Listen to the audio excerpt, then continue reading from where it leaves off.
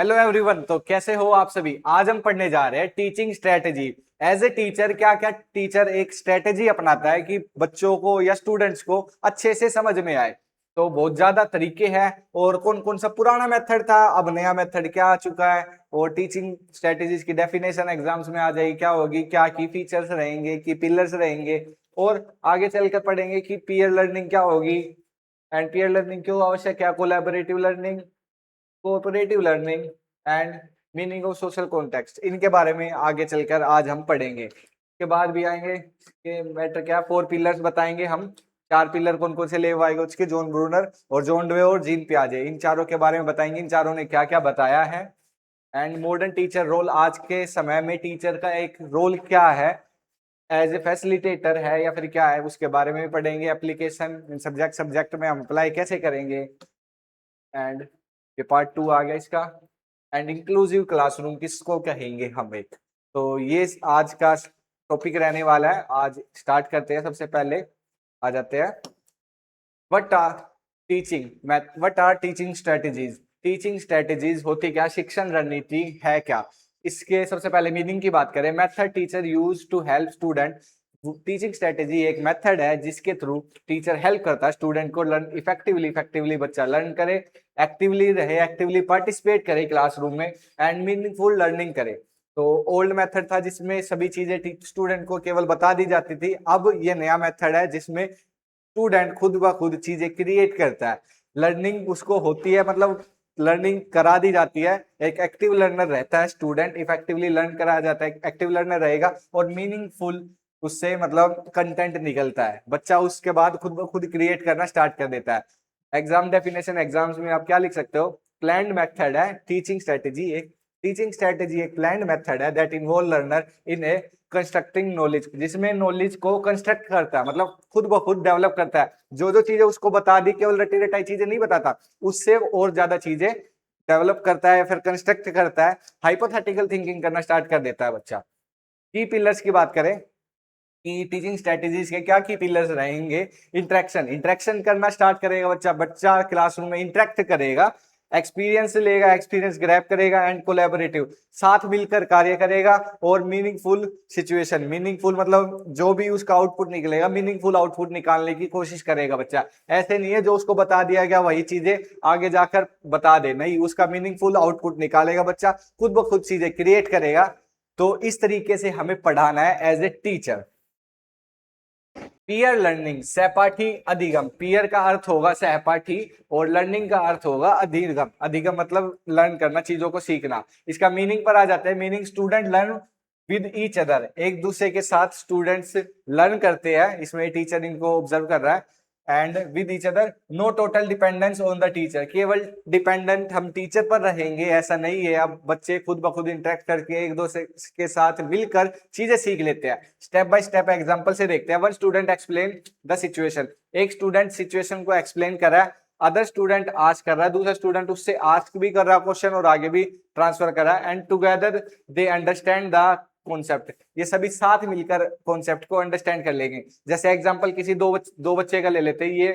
ये क्या नाम है, ये एक्सप्लेन कर रहा है कॉन्सेप्ट को, दूसरा उससे क्वेश्चन भी पूछ रहा है, उसको सुन भी रहा है एंड दोनों मिलकर फिल्टर कर रहे हैं क्वेश्चन को या फिर इंफॉर्मेशन को, उसके बाद दोनों मिलकर लर्निंग कर रहे हैं। तो इसको बोलते हैं पीयर लर्निंग, जिसमें सभी साथ मिलकर करते हैं। केवल दो की बात नहीं, इसमें बहुत ज्यादा बच्चे भी एक साथ हो सकते हैं।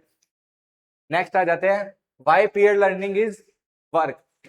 पीयर लर्निंग क्यों लाभदायक है या फिर क्यों कार्य करती है, क्यों जरूरी है, क्यों अच्छी बताई जाती है पीयर लर्निंग को। एकेडमिक पर आ जाते हैं। क्लियरिफाई डाउट, क्लियर करेगी डाउट को and quick better retention, higher order thinking, इसमें बच्चे एक दूसरे से बात कर करके डाउट को क्लियर अपने आप ही कर लेते हैं, खुद ब खुद हाइपोथेटिकल थिंकिंग करते हैं, हायर थिंकिंग खुद ब खुद करते हैं बच्चे एक दूसरे के साथ मिलकर। एंड सोशल टीम वर्क भी होगा इसमें, अगर बच्चे साथ मिलकर करेंगे। लीडरशिप की भी भावना बच्चे में आएगी कि एक बच्चा लीड रोल कर रहा है, सारी क्वेश्चंस बता रहा है, दूसरा बच्चा उसको काउंटर क्वेश्चन कर रहा है, तो लीडरशिप भी आती है इसमें, एम्पैथी भी आती है और रिस्पेक्ट, सभी चीजें इसमें डेवलप होती है। इमोशन की बात करें, इमोशनल में रिड्यूस फियर, फियर भी कम हो जाता है। बच्चे एक दूसरे से क्वेश्चन पूछ रहा है तो खुल जाता है बच्चा, बच्चा भी एक दूसरे से इजीली क्वेश्चन पूछ सकता है, स्टेज पर जाकर भी पूछ सकता है। तो ये सभी चीजें बच्चे को फियर हटाते हैं, स्टेज फियर जो होता है ना वो भी खत्म हो जाता है। बिल्ड्स कॉन्फिडेंस, और कॉन्फिडेंस तो ऑटोमेटिकली बूस्ट होगा ही इससे। नेक्स्ट आ जाता है रिड्यूस फियर, ये वही बात है, इमोशनल रिड्यूस फियर होगा, build confidence, increase motivation, motivation भी क्रिएट होता है बच्चे में कि बच्चा मोटिवेट रहता है कि मैं भी ये कर सकता हूँ, मैं भी क्वेश्चन पूछ सकता हूँ, क्वेश्चन पूछने से बच्चा बोलेगा और बोलेगा तो ऑटोमेटिक मोटिवेशन बिल्ड हो ही जाएगा। Exam point of view best classroom किसको बोला जाता है? Student discussing and solving problem together, student एक दूसरे के साथ डिस्कस करते हैं और समस्या या फिर प्रॉब्लम का हल खुद ब खुद निकालते हैं, तो उसी को ही बेस्ट क्लासरूम कहा जाता है। कोलैबोरेटिव लर्निंग, सहयोगात्मक अधिगम, सहयोग, सहयोग मतलब आप समझ ही गए होंगे, सहयोग करना, साथ देना, तो साथ देना मतलब कोलैब करना, कोलैबोरेटिव लर्निंग बोला जाता है इसको।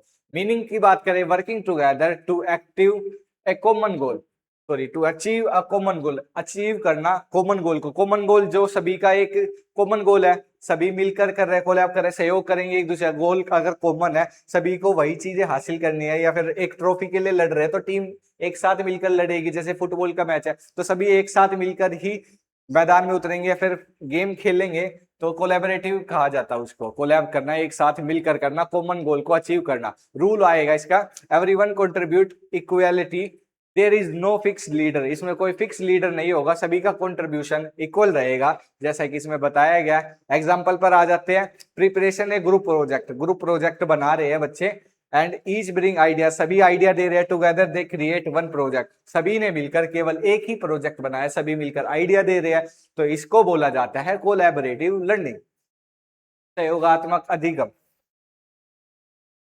कैरेक्टरिस्टिक्स एंड लिमिटेशन, विशेषता और सीमाएं, हर चीजों की विशेषता होती है और कुछ सीमाएं भी होती है, तो उन्हीं पर डिस्कस करते हैं।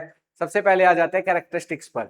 शेयर्ड रिस्पॉन्सिबिलिटी, रिस्पॉन्सिबिलिटी भी शेयर होगी इसमें, रिस्पॉन्सिबिलिटी मतलब सभी को चीजें डिवाइड कर दी गई, आप इस पर काम कीजिए, आप इस टॉपिक पर काम कीजिए, आप इस टॉपिक पर ये बनाकर लाइए, तो सभी ने रिस्पॉन्सिबिलिटी शेयर कर ली। एंड ओपन कम्युनिकेशन, कम्युनिकेट भी करेंगे, एक दूसरे के साथ मिलकर करें तो कम्युनिकेट करना पड़ेगा, और क्रिटिकल थिंकिंग, गलतियां भी निकाली जाएगी उसमें, तो ये सभी चीजें अच्छी बात है, अगर गलतियां निकाली जाएगी तो उसको और अच्छा बनाया जा सकता है। लिमिटेशन की बात करें, teacher must mentor, some student participate less, teacher एक मेंटर होना चाहिए, टीचर भी गाइड कर सकता है उसमें, क्योंकि काफी बार ऐसा होता है कि एक ग्रुप प्रोजेक्ट बनाया जाता है जिसमें कुछ बच्चे तो ये बोलते हैं कि आप ही सारे काम कर लीजिए, या फिर कुछ बच्चा ऐसा करता है कि जो कम काम होता है, कम काम वाले पार्ट को खुद रख लेता है, और जिसपे ज्यादा मेहनत लगेगी उस काम को किसी और पे थोप देता है, तो ऐसे काम से बचाने के लिए टीचर को भी एक मेंटर बनकर रहना होगा। एंड डोमिनेंट स्टूडेंट में control the discussion, dominant student जो होता है, या फिर जो बच्चा ज्यादा बोलता है या लीडर होता है उसमें, या फिर जिसकी ज्यादा चलती है, ऐसा होता है ना ग्रुप में हो जाता है कि एक बच्चा डोमिनेटिंग नेचर का होता है, वो सभी को कंट्रोल कर लेता है, अपनी चीजें थोपता है दूसरों पर, तो ऐसा भी हो सकता है इसमें। तो इसके कुछ लिमिटेशन होते हैं, लेकिन लिमिटेशन होने के बावजूद भी इसके कैरेक्टरिस्टिक्स काफी अच्छे हैं, अगर टीचर ध्यान रखे तो रिस्पॉन्सिबिलिटी इक्वली सब में शेयर हो सकती है, कम्युनिकेट करेंगे, बच्चा क्रिटिकली सोचेगा बच्चा, तो ये ज्यादा इफेक्टिव रहेगा। अब आ जाते हैं कोऑपरेटिव लर्निंग, सहकारी अधिगम, कोऑपरेटिव लर्निंग में आती है, जिसमें इसका मीनिंग पर बात करें, structured form of group learning, इसको भी एक ग्रुप लर्निंग का स्ट्रक्चर्ड फॉर्म कहा जाता है। इसके की रूल की बात करें, each member has a specific assigned role, सभी को इसमें स्पेसिफिक रोल असाइन कर दिया जाता है। इससे पीछे वाले में क्या था, सबसे पहले इसी क्या जाता है, a group success only everyone does their specific job, specific job, हर किसी को स्पेसिफिक जॉब दे दी है कोऑपरेटिव लर्निंग में। एंड कोलैबोरेटिव में सभी को शेयर रिस्पॉन्सिबिलिटी की जाती थी, एंड इसमें ये था, इसमें था together achieve a common goal, common goal को अचीव करना होता है, कोई भी किसी को अलग गोल नहीं दिया गया, सभी को कॉमन गोल अचीव करना था। और there is no fix leader, fix leader भी नहीं है कोई, तो इसमें सभी इक्वल है, इक्वल है, कोलैबोरेटिव में सभी इक्वल है और कोऑपरेटिव में कोई इक्वल नहीं है, सभी को अलग अलग गोल दिए गए हैं, स्पेसिफिक रोल दे दिया गया है हर किसी को। तो इसमें कोऑपरेटिव में सभी को अलग थलग कर दिया गया है, सभी के लिए मतलब काम सभी को करना है, लेकिन सभी को जो काम करेंगे, सभी मिलकर काम करेंगे, उसमें इसको ये काम करना है, इसको ये काम करना है, वो सभी चीजों को डिवाइड कर दिया। कोऑपरेटिव लर्निंग में सभी मिलकर उसी काम को करेंगे, तो ये डिफरेंसेस है इसमें, जैसे ये काम है, इसमें एक आदमी लीडर होगा, एक राइटर होगा, ये केवल लीड करेगा, ये केवल लिखेगा, ये टाइम कीपर रहेगा, और ये प्रेजेंटर रहेगा, ये केवल प्रेजेंट करेगा, तो ये सभी चीजें, सभी को रोल डिवाइड कर दिया जाता है इसमें।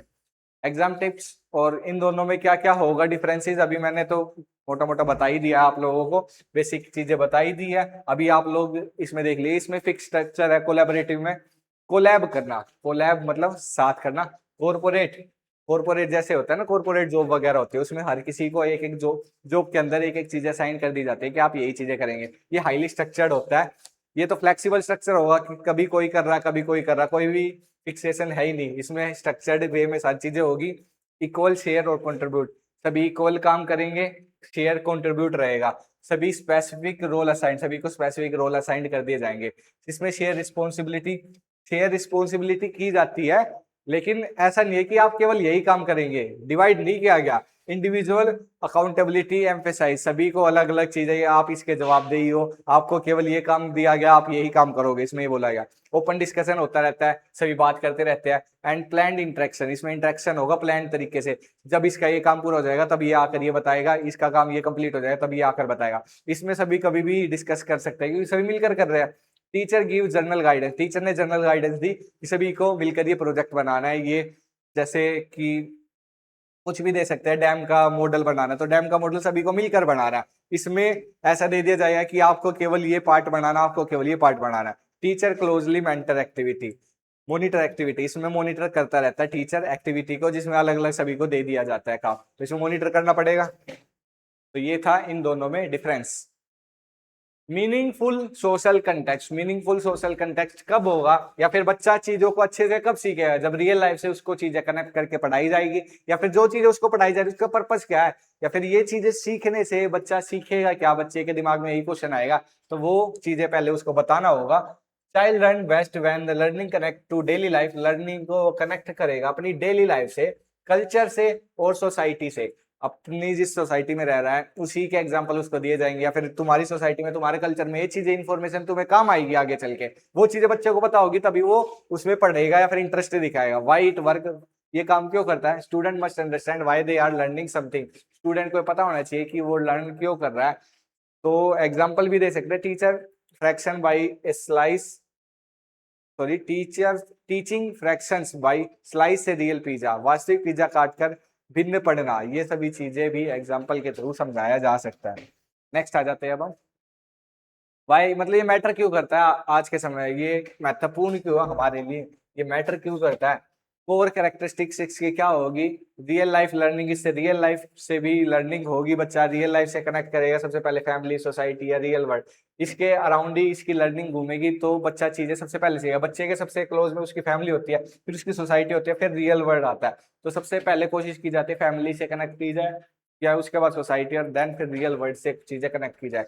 एक्टिविटी की बात करें और एक्सपीरियंस बेस्ड हो इसकी, कि एक्टिविटी करके भी बच्चा ज्यादा सीख सकता है, या फिर एक्सपीरियंस जो उसने किया उसके थ्रू भी सीख सकता है। स्टूडेंट सेंटर लर्निंग होगी, स्टूडेंट को सेंटर में रखा जाएगा, क्योंकि और स्टूडेंट से इन्वॉल्व या फिर स्टूडेंट से जो चीजें कनेक्ट है सबसे पहले ट्राई किया जाएगा, कोशिश की जाएगी उससे कनेक्टेड हो, फिर उसके बाहर है, फिर उसके बाद ये सभी चीजें होगी। The impact of student, student पर इम्पैक्ट क्या पड़ेगा इसका, understand concept, student deeply understand करेगा, अच्छे से चीजों को सीखेगा, अगर उसी के इन्वॉल्व होती हुई चीजें उसको बताई जाएगी। मेमोराइजेशन भी ज्यादा मतलब रटेगा नहीं, ज्यादा टाइम तक उसको याद रहेगा, समझ में आ जाएगी। तो apply learning real life, real life में लर्निंग को अप्लाई कर पाएगा बच्चा। And develop true problem solving skill, true problem solving skill से मतलब है जो उसकी सोसाइटी उसको प्रॉब्लम क्रिएट करेगी, वे सोसाइटी में रहते समय उसके सामने जो जो प्रॉब्लम आएगी, जो समस्या आएगी, उनको सोल्व करना स्टार्ट कर देगा बच्चा, तो ये बच्चे के लिए बेटर रहेगी। अब आ जाते हैं तो 4 पिलर ऑफ लर्निंग, ये 4 साइकोलॉजिस्ट है, उन्होंने क्या क्या बताया इस लर्निंग के बारे में, कि कैसे कैसे लर्निंग होती है, लर्निंग ओकर कैसे करते हैं, लर्निंग ग्रैब कैसे करता है बच्चा, सीखता कैसे है।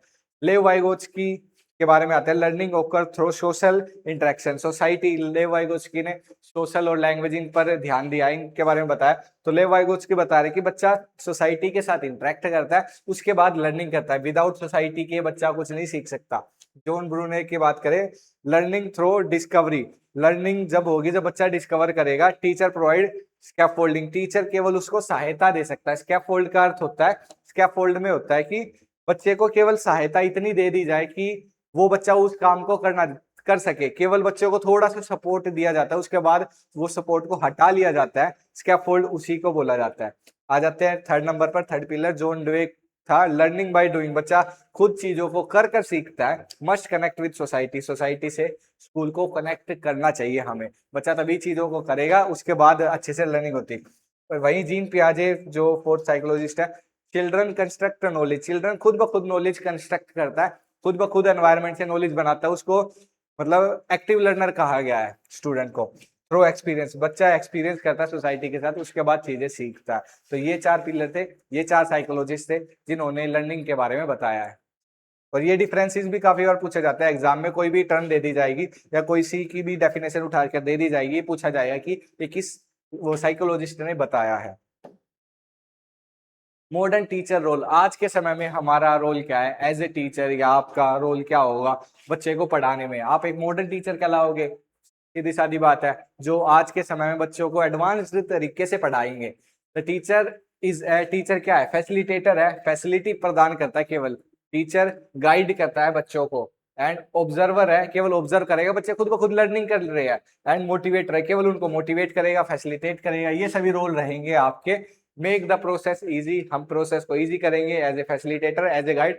Point out the correct path पर बता सकते हैं बच्चे को जाएगा खुद ब खुद। ऑब्जर्व करेंगे कि उसके आसपास क्या हो रहा है, बच्चा क्या कर रहा है। एंड मोटिवेट करेंगे, उसको एंकरेज करेंगे एक्टिविटी और ज्यादा करने के लिए, एक्टिविटी में पार्टिसिपेट करने के लिए। जैसे मैंने बताया कि एज ए टीचर हम ये करेंगे, मतलब फैसिलिटेटर हम फैसिलिटी देंगे, वरना लर्नर तो बच्चा खुद कंस्ट्रक्ट कर रहा है, सोसाइटी से सीख रहा है, डिस्कवर कर रहा है खुद ब खुद, खुद करके सीख रहा है, नॉलेज को बना रहा है खुद ब खुद। तो हम तो केवल फैसिलिटेटर, गाइड, ऑब्जर्वर या मोटिवेटर ही रह जाएंगे एट द एंड। तो नया टीचर या फिर कुछ मतलब मॉडर्न टीचर की बात करें, the teacher is not merely a lecturer, केवल लेक्चरर नहीं है टीचर, टीचर ये सभी चीजें भी करते हैं आज के टाइम में। एप्लीकेशन इन सब्जेक्ट्स, विषयों का अनुप्रयोग। एप्लीकेशन क्या करेंगे? लैंग्वेज लर्निंग क्या होगा, मैथमेटिक्स क्या होगा, मैथमेटिक्स या फिर लैंग्वेज को हम कैसे पढ़ाएंगे, मैथमेटिक्स को हम कैसे पढ़ाएंगे, आगे चल के आएंगे। एनवायरमेंटल स्टडीज कैसे पढ़ाएंगे और सोशल साइंस कैसे पढ़ाएंगे, ये सभी चीजें आज हम देखते हैं। आगे आगे तो इंक्लूसिव एजुकेशन लास्ट पॉइंट रहेगा। एप्लीकेशन इन सब्जेक्ट मतलब हम अप्लाई कैसे करेंगे अपनी लर्निंग को, या फिर as a teacher, as a facilitator, as a guide, as a motivator हम कैसे पढ़ाएंगे बच्चों को। लैंग्वेज लर्निंग करा रहे हैं, लैंग्वेज सिखा रहे हैं बच्चे को, तो रोल प्ले करके बच्चा ज्यादा अच्छे से सीखेगा, बच्चे से चीजें कैरेक्टर का रोल प्ले कराया जाए, बच्चा खुद ब खुद बोलेगा, स्टोरी टेल करेगा और ग्रुप में डिस्कस करेगा, तो उसके बारे में अच्छे से बच्चा सीख पाएगा। हिंदी में जैसे कविताओं के बारे में बच्चे से रोल करा लिया, बच्चा खुद ब खुद गद्यांश पद्यांश पढ़ रहा है, इंग्लिश में स्टोरी पढ़ रहा है, तो उसकी फ्लुएंसी भी आ जाएगी, बोलना आ जाएगा, लिखना आ जाएगा, और कैरेक्टर में घुसकर चीजों को अच्छे से सीखेगा।